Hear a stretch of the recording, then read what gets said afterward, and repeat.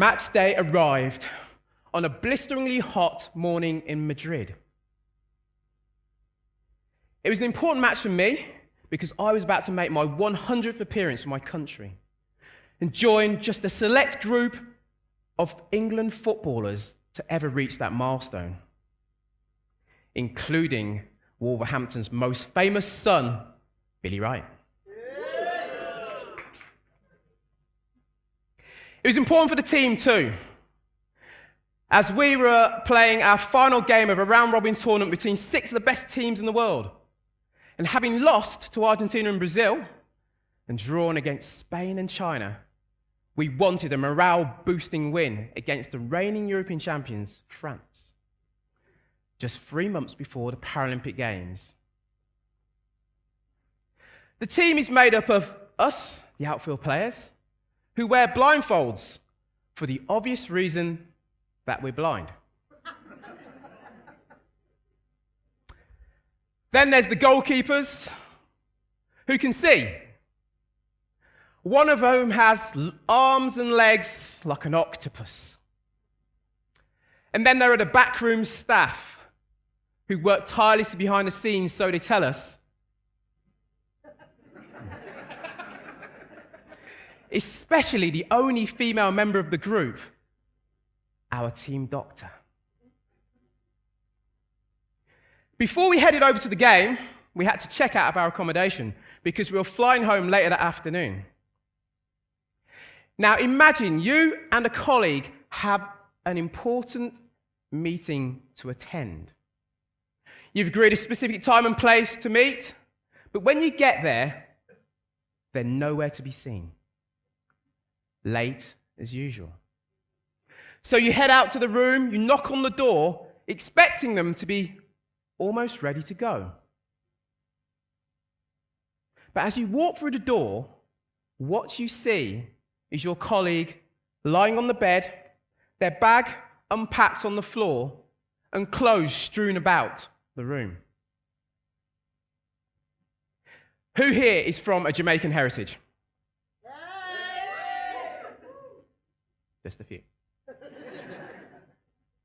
So there's this phrase that Jamaican parents like to use, and it's really a justification for corporal punishment.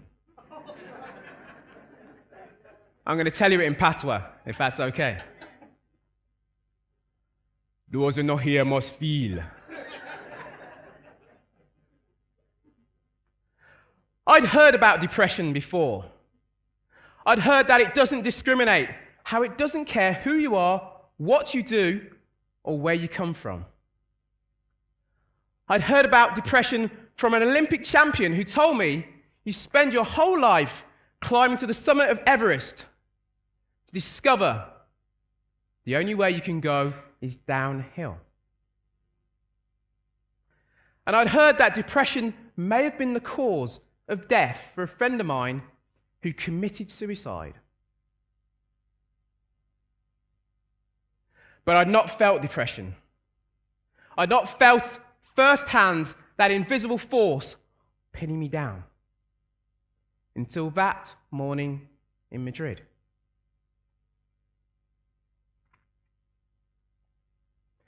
The octopus was in my room, sweeping my belongings into my bag, helping me to my feet, and escorting me to the venue. I played a forgettable match. But I remember the post-match vividly. Sitting there all alone on the bench in the doghouse with my teammates for being late. Eventually, the doctor came up to me, sat down next to me. Are you okay? I could have given her the usual response so many of us do and said, not bad, thanks. Or, yes, I'm fine. But inside my head, I was screaming, just say no.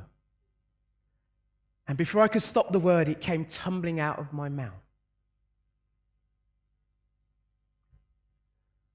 When I hear people talk about resilience, our ability to bounce back from difficult situations, they construct it as something purely psychological, something in our heads.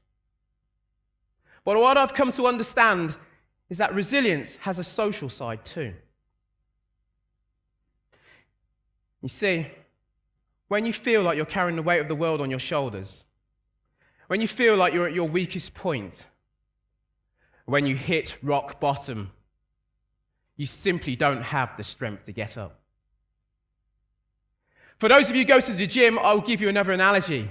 It's why you don't see a squatter lifting their maximum weight without a spotter. You need a helping hand. Yet it takes strength to ask for help. If you're anything like me, you'll know that too well. You see, I get annoyed when the old lady with crutches offers me her seat on the bus. Or the complete stranger offers to count my money at the cash machine.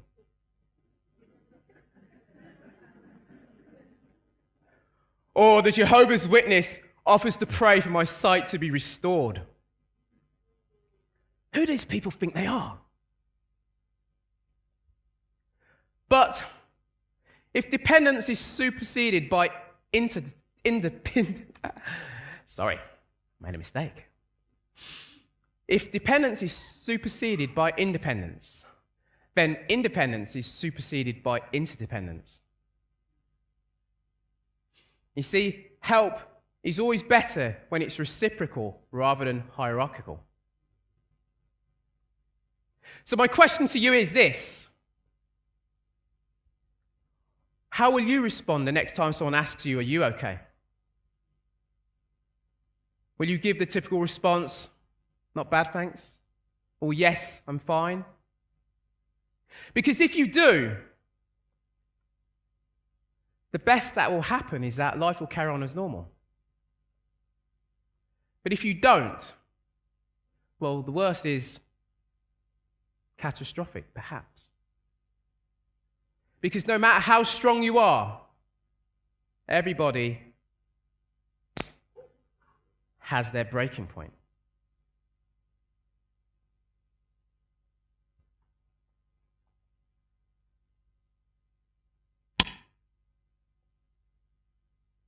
But if you just say no, that one tiny two-letter word can have a massive impact. It can start conversations. It can open doors. And it can begin the process of purging those negative emotions weighing you down. Just say no. It can transform your life. Thank you.